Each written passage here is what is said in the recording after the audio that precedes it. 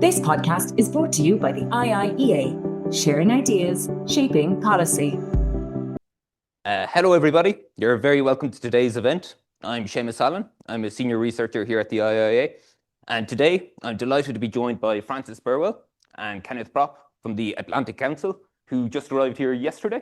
I hope you've been enjoying your time so far. For today's event, Transatlantic Tech Policy Turbulence, Digital Policy Dilemmas and the Transatlantic Relationship. So just on the running order, I'll hand over to our speakers shortly. And Francis will speak first for about 7 minutes, and then we'll go to Kenneth for about 7 minutes as well. We'll then have a discussion, and we'll go to a Q&A. So if you are joining us online, as I know many people are, you can use the Q&A button on the bottom of your screen. And if you're in the audience, I'll come to you in due course, so you can just raise your hand, and we go around the room and get some questions. So I'll just formally introduce our speakers. So as I said, they're from the Atlantic Council, a think tank that deals with international affairs with a focus on the transatlantic. Frances Burwell is a distinguished fellow at the Atlantic Council. She also directs its Transatlantic Digital Marketplace initiative, and she's a senior director at McLarty's Associates. Kenneth Propp is a senior non-resident fellow at the Atlantic Council. He's also a professor of EU law at Georgetown University, and he's a senior fellow at the Cross-Border Data Forum. Both have written a lot about this topic and related subjects, and they've many excellent pieces, one of which I've been working through, both together and separately. And I'd really recommend their work. And I might just say that Francis was actually with us before a number of years ago. Some of you may have been there, but online. And we very often have online events where we tell the speaker, oh, you must join us in Dublin. We don't always get to do that. So it's great to have you here with us in person today. So thank you so much for being here. And I'll hand over to you now. Start with you. Well, thanks very much, Seamus. And it is great to be here. I have seen pictures of the famous Yellow Door for quite a long time, so it was great to walk through it. And I noticed the yellow roses here today, too. You very nicely held up our report. When Ken and I started working on this report, which came out earlier this year, our first question that we had to ask was, why should we do another report? Because we had done other reports on European digital sovereignty and the impact on the transatlantic relationship in 2020 and 2022. And that was during a time when, during the first von der Leyen Commission, when there was this tsunami of digital legislation. You may remember that the digital agenda was, along with the Green New Deal, was the priorities of that commission. But this was not so much about creating a sovereign tech architecture for Europe. Those rules were more about putting guidelines, guardrails on the companies that were coming to Europe in this new market. So at that time, when we were writing on digital sovereignty, I have to admit it really was kind of a niche topic. It was of great interest among think tankers, but I don't think it was having that much of an impact in Europe, except, I mean, you know, von der Leyen and other leaders would trot out tech sovereignty and digital sovereignty, and these are the ambitions we should have as part of their standard speeches, but there wasn't really much heft behind it. That's not the case now, and that's why we decided that it was time to write another report. So what has changed? And I think, first off, the whole concept was very poorly defined at first.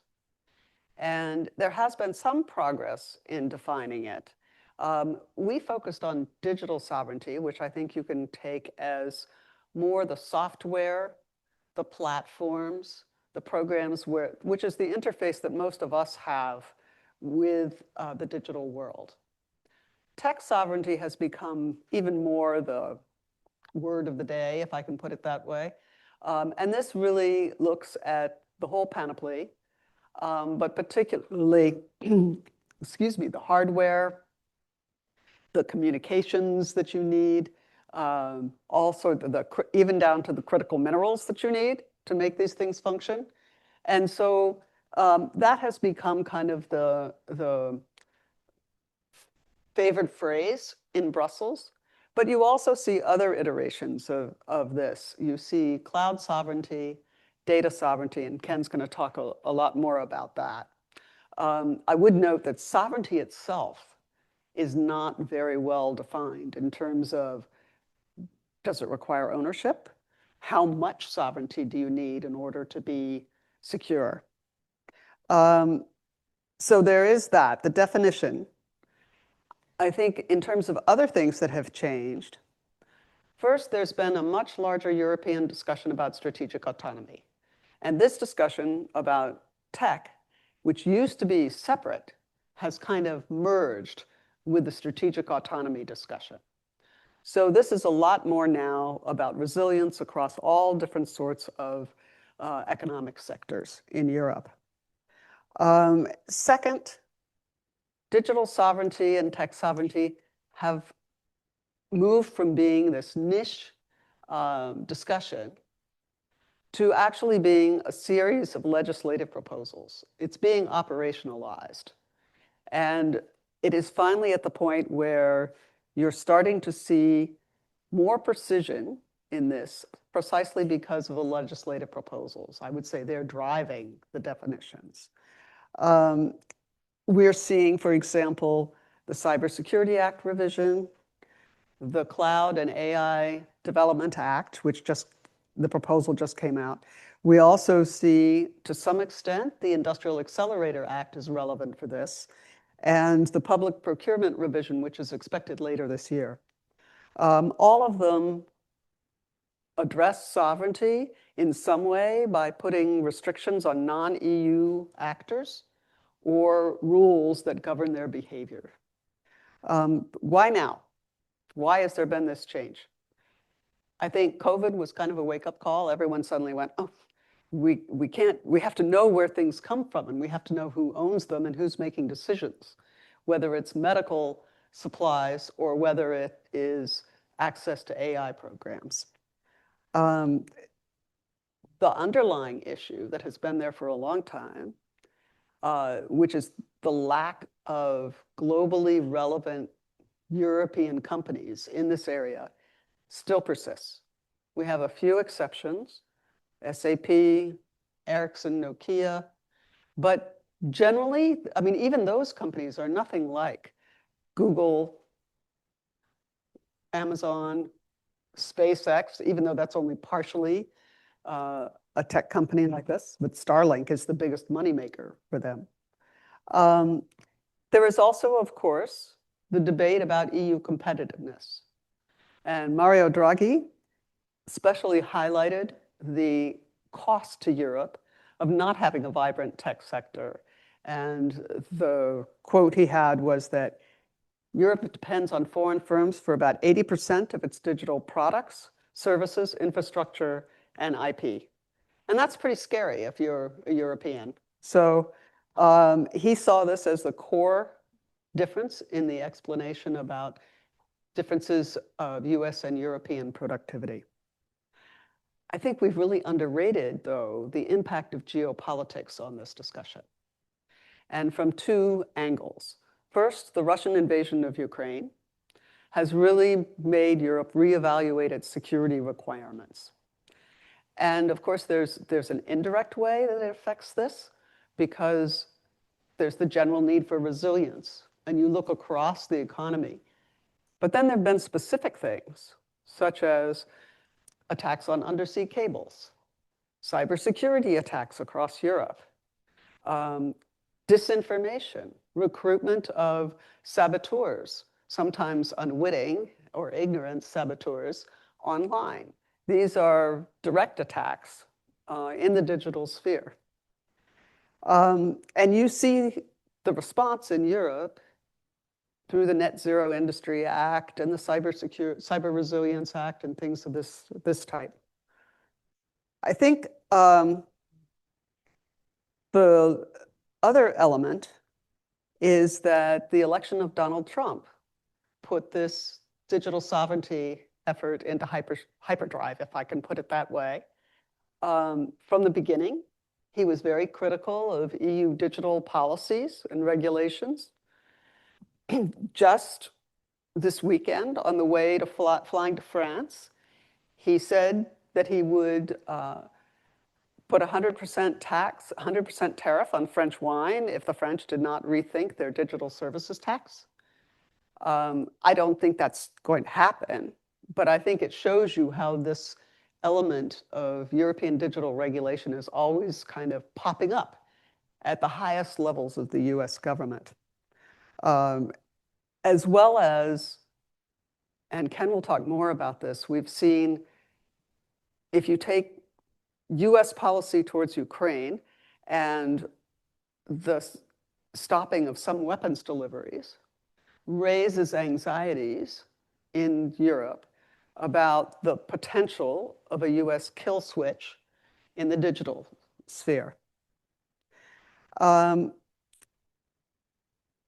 I wanted to share a few of the recommendations from the report because when we wrote this, we didn't have some of the legislative proposals that we now have.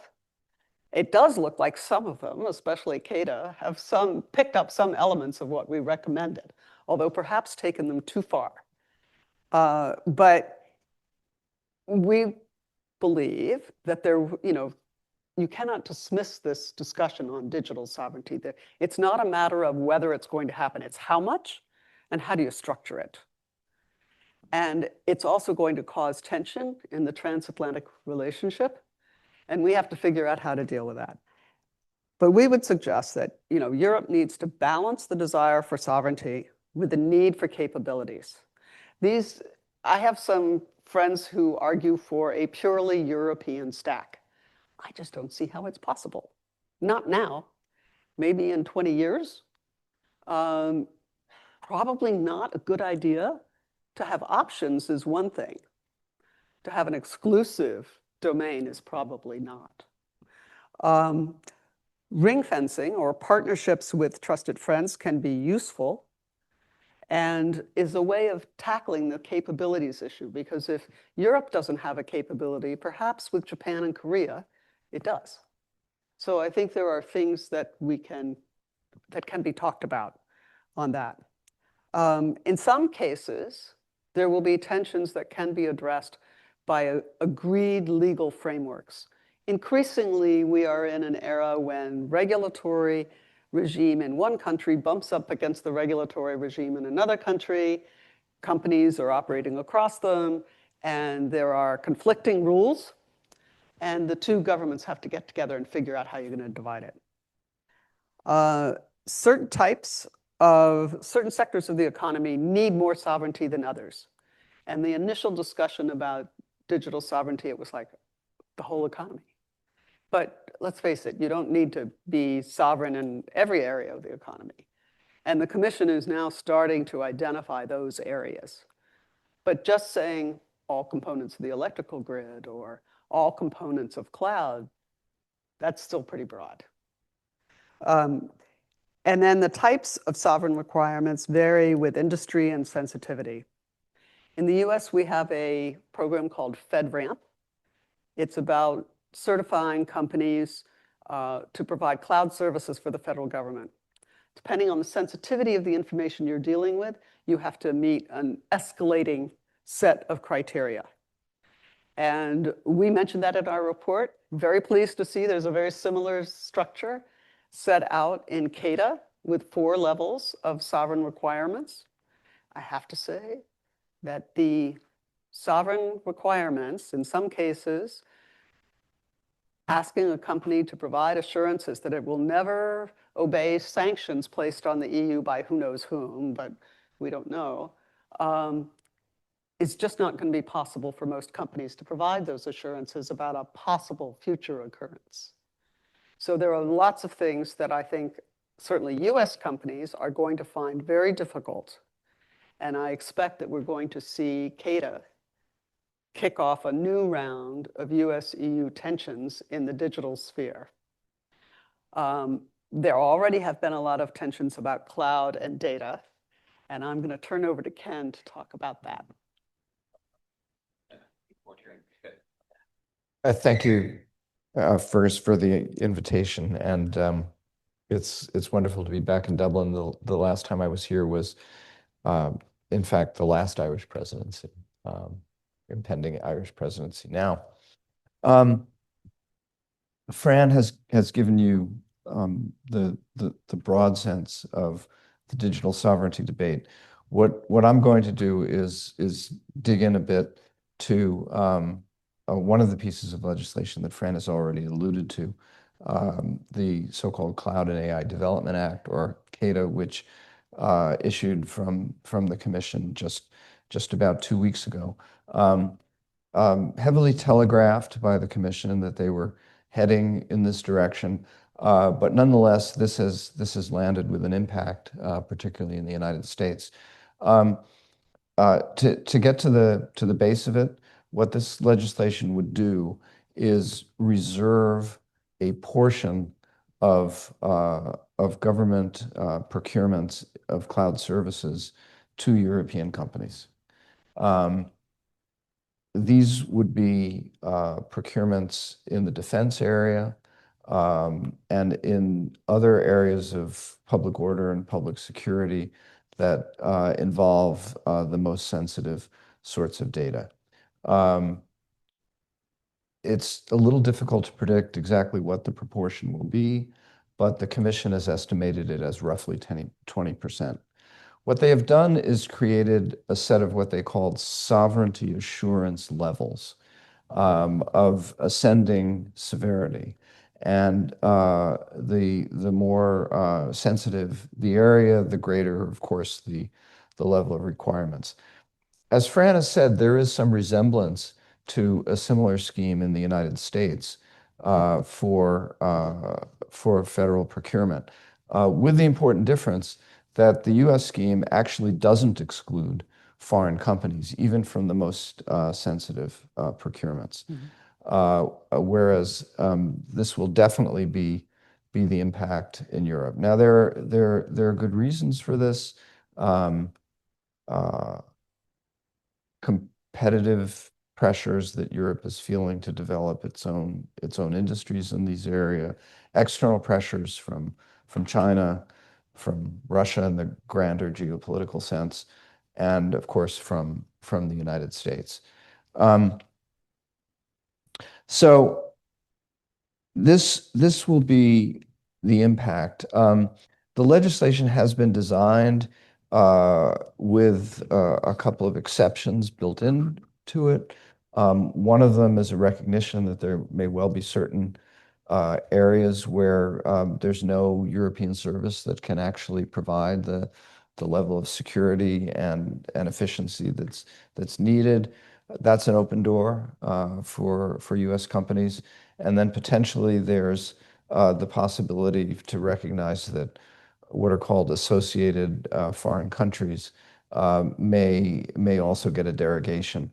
And that looks to the fact that the US, for example, has an agreement with the European Union on data transfer in the commercial area.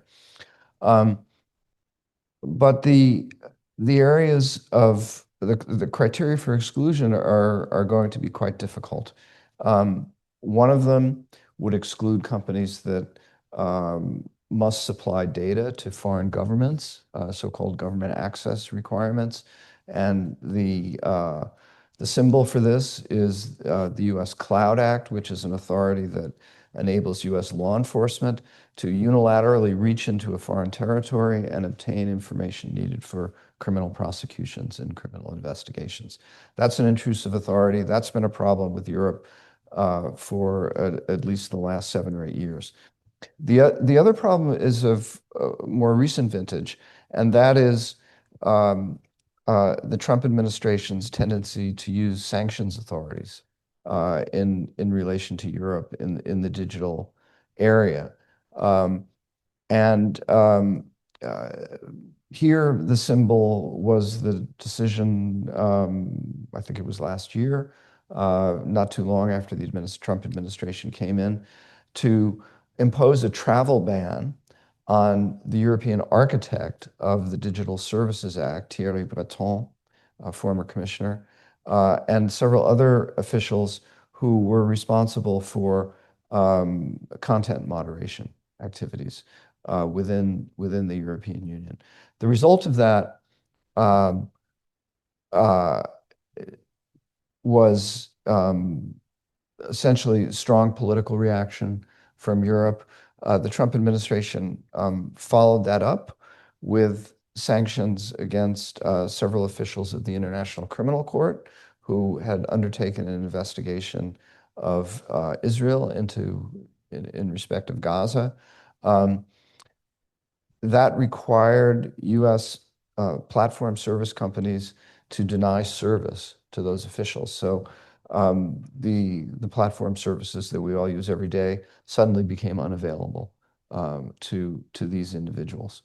That is the kill switch in action. And the examples continued to roll along. The most recent that you may have read about in the press was a decision over the weekend with respect to a couple of Anthropic's latest models, Mythos and Fable, where the U.S. administration suddenly became concerned that there were insufficient safeguards built into those models to guard against malicious use of them for cyber purposes. And what was their response? They denied access to those models to all foreign persons, including, somewhat perversely, foreign persons who work for Anthropic. And this was done over the weekend on the basis of export controls authorities. No one has quite plumbed to the bottom of the legal basis yet, but it was done very quickly, and it was done because of a recognition that there might be an imminent threat, and the realization that there was actually no authority that they could use across the board to deny this technology to U.S. persons, to all persons generally. And so they acted against foreign persons, thinking that was the biggest part of the issue. And the result, of course, has been a firestorm of protest from Europe and elsewhere. And that one is very much an evolving situation. I don't think it's reached a resting place. Anthropic has pulled back the models for the time being, but they're continuing to protest that the administration has simply misunderstood the security issues here. This is not unilateral. There are similar decisions being taken on the basis of sovereignty within the European Union. Recently, the Dutch government used investment control authorities that it has to prevent a U.S. company from taking over a Dutch company that operates government ID software in the Netherlands because they didn't want personal data of Dutch citizens falling into the hands of a U.S. company and therefore potentially the U.S. government. So what we see here is a highly volatile and evolutionary situation, all triggered by these political and even emotional concerns over sovereignty. I think I'll leave it there, and I'm happy to look forward to the discussion. Yeah, thank you so much, Ken. That was really interesting. I might just say for our audience as well that actually tomorrow we're having an event on the CADA, the Cloud and AI Development Act, with a European Commission official. So if you've burning questions on it, perhaps we can convey them to him. But it's definitely very timely. So now we'll have a discussion, and I'll also welcome questions from the floor and the online audience. Just to say that the Q&A is on the record, as is the discussion. First, I might just ask a few questions myself, and then I'll go to the room and get a show of hands. So the first question I want to ask, before maybe we talk a bit more about the CADA, is just taking a step back. So you both worked on digital sovereignty a long time. So I kind of want to ask you, what is it? So I have worked in this area myself. I have an idea of what I think it is and what commission officials mean. But when the concept came out back originally in, say, 2020, it started to be highlighted by the commission. There was a very big pushback, and particularly from a lot of American companies, but from a lot of American officials. And this started under Biden as well, the pushback. Wow. And there was a real perception that digital sovereignty was just about protectionism, that it was just this kind of anti-American agenda. And now there's probably some cases where factors like that are relevant, or there's a European desire to have its own tech companies and its own champions. But I think it seems to be the case that you, and I think many now, recognize that there probably are areas where there is legitimate sovereignty concerns, things about values, things about security. I'd welcome your thoughts on what the concept should mean, where it's relevant. But also, I think you mentioned something really important, Fran. It's about what sectors are there sovereignty risks? Because one of the other things is sometimes everything becomes about digital sovereignty. So I've seen sectors saying, oh, it's the metaverse, it's cryptocurrency, it's blockchain. And sometimes it can be a bit of a marketing ploy that every sector say there's sovereignty concerns and therefore the European Commission should fund them. So what are your thoughts on the methodology to decide where there's real sovereignty risks that are legitimate and maybe where there isn't, if you have any thoughts on that? Well, I once said to a European audience that I wasn't so sure that health data and private data should be a topic for sovereignty, or digital sovereignty, as opposed to national defense, intelligence, critical infrastructure data. And the European who was the other speaker said, that only showed that I was American, not European. But I do think that that's part of the issue with this, is that no one knows where it will end. So in the United States, if you are a European company working on classified American defense information, you have to set up a separate company with a firewall with your home institution, and you have to have an American board of directors and an American workforce, because they're the only ones who qualify for a US security clearance to work on this stuff. So I think both sides will acknowledge that there are very, very limited areas where governments have a responsibility and a right to really close hold. I think what is missing in the discussion is, first off, it is very difficult in the United States for people to understand the vulnerability that I think many Europeans feel because of the dominance of American tech in the European marketplace. Now, that tech can be benevolent, it can be not so benevolent, but it's less about specific actions than it is that almost every interaction you have with the digital world is through an American company. So I think that you asked the question of, is digital sovereignty really protectionism? For many in the States who don't see that, don't view the world the way I just described it, it does seem like it's protectionist. And I go and talk to people in the US government now, career people, not people who were appointed by this administration, and they will say, yes, the DSA and the DMA were protectionist. They were designed to discriminate against American companies.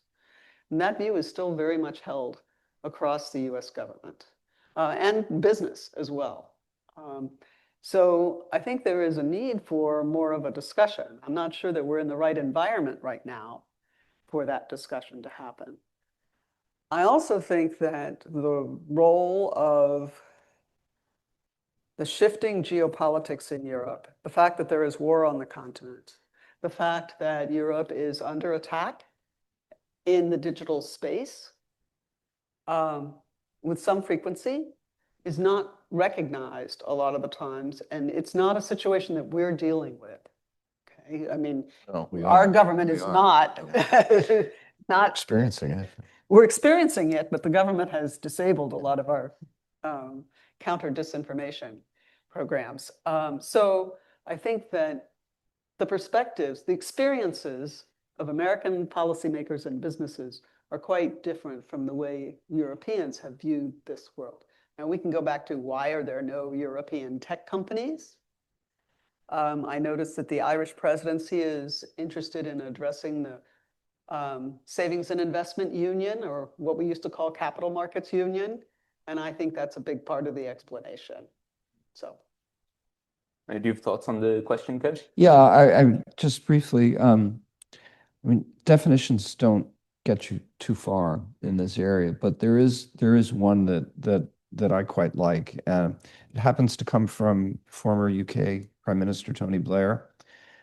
Sovereignty should not mean independence from all others. Rather, it is to be viewed as an ability to act strategically with agency and choice in a world that is irreversibly interdependent. Yeah. And I think what that captures is, Fran alluded to strategic sovereignty earlier, and I think that's a definition that goes in the direction of understanding this emotional term sovereignty as related to strategic autonomy.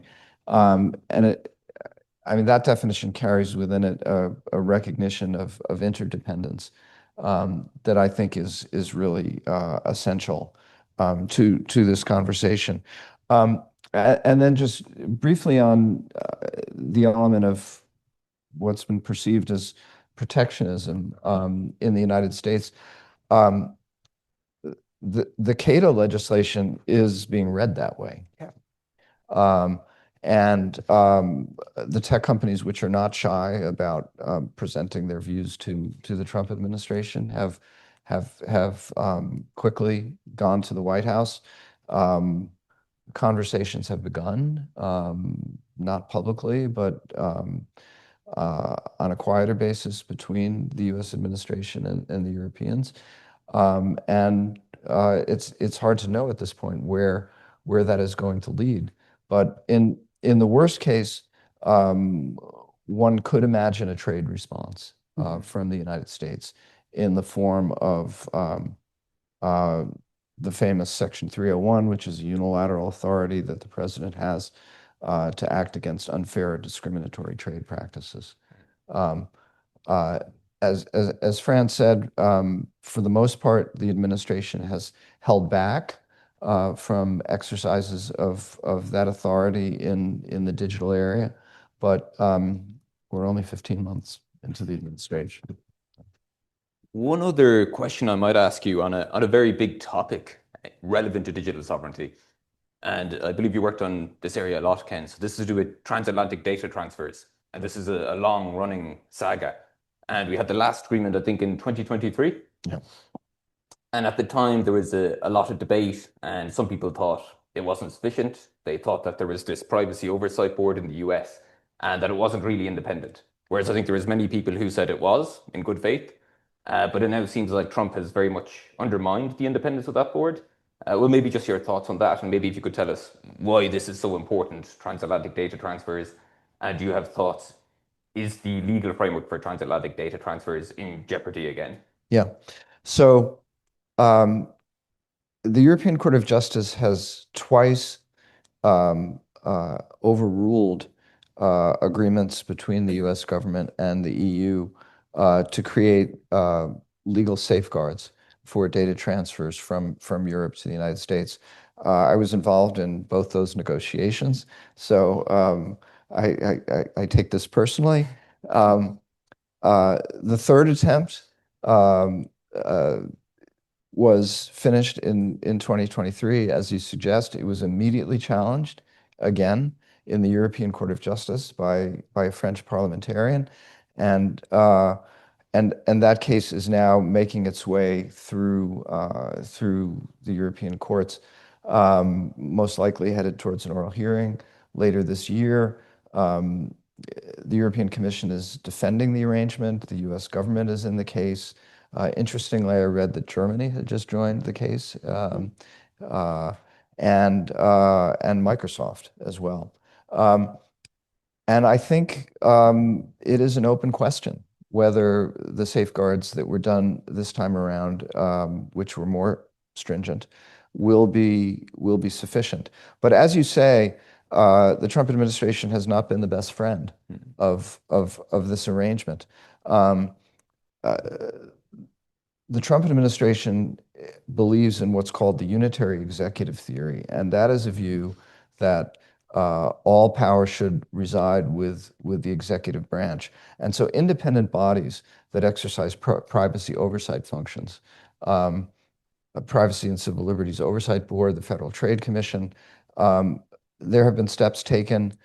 Democrats have been removed from their boards, and there is a case pending before the US Supreme Court that may find the legal structure of those institutions to be unconstitutional.